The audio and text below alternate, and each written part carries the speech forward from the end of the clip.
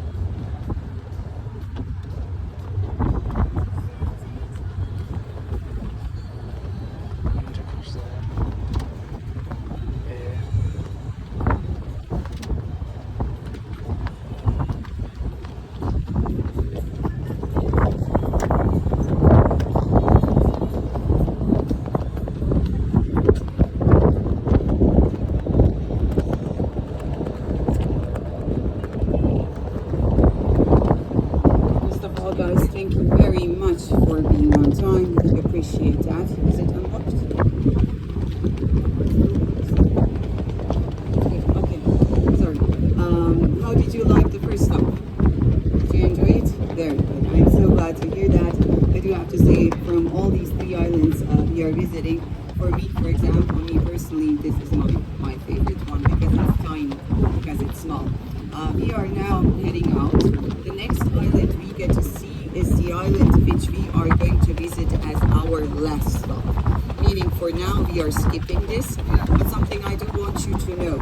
On this one, we have the possibility of ordering lunch for you ahead. We had many people, we do this for many years. I'm a part of this tour for almost 15 years. So based on the experience we have sometimes people who prefer to have lunch ready as soon as they arrive to the island. So there is that option. Downstairs, inside, there is 2 menus. And it's 2 of them because there is 2 sides of the island. The side where we are going to dock is on the other side further. It's a side of the island called Bay of Lockwood. It's the only settlement. It's where actually everything is concentrated. There is beautiful summer residences. There is a rector's palace, a beautiful Franciscan monastery.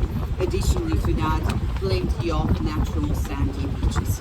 Still, this side we get to see right here, this corner around the edge. That's the other side, and that's the side I would only recommend to people who like to be at places where you're surrounded more by nature. So once on this side, there is a huge beach, all in one. It's called Shun. It's a sandy natural beach. It's kind of very famous, and that what makes it famous is, first of all, it's a sandy beach. Second thing is the water level. It stays up to the knee for 50 meters into the sea. So when walking around there, you feel like a giant. So that place would be for those people who prefer to be at a site where it's more nature. And there, when we arrive, of course, I will tell you where to find us.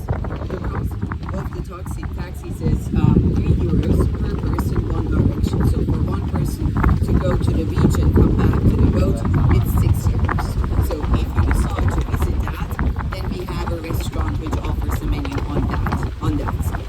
I do want you to know, if you are planning to do that, you should let us know downstairs before we come to the next stop, the island of Sipan.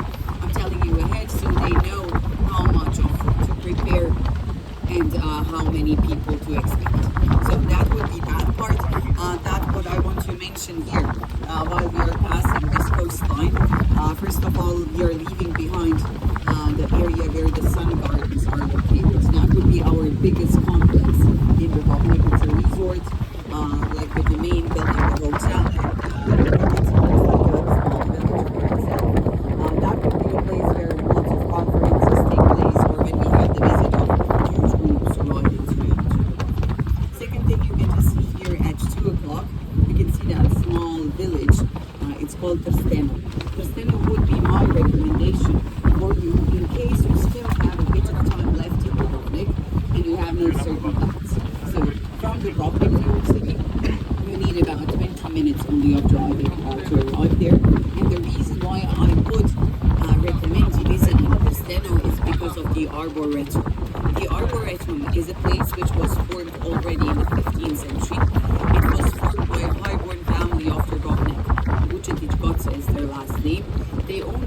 just like the one we are on, meaning Karaka is actually a model of a merchant ship of the Rovnick's Republic. This one was made exactly after the drawings of the archives of the Rovnick, meaning today we are not only sharing with you the visit to the islands, we are really sharing with you a huge piece of history of the Rovnick.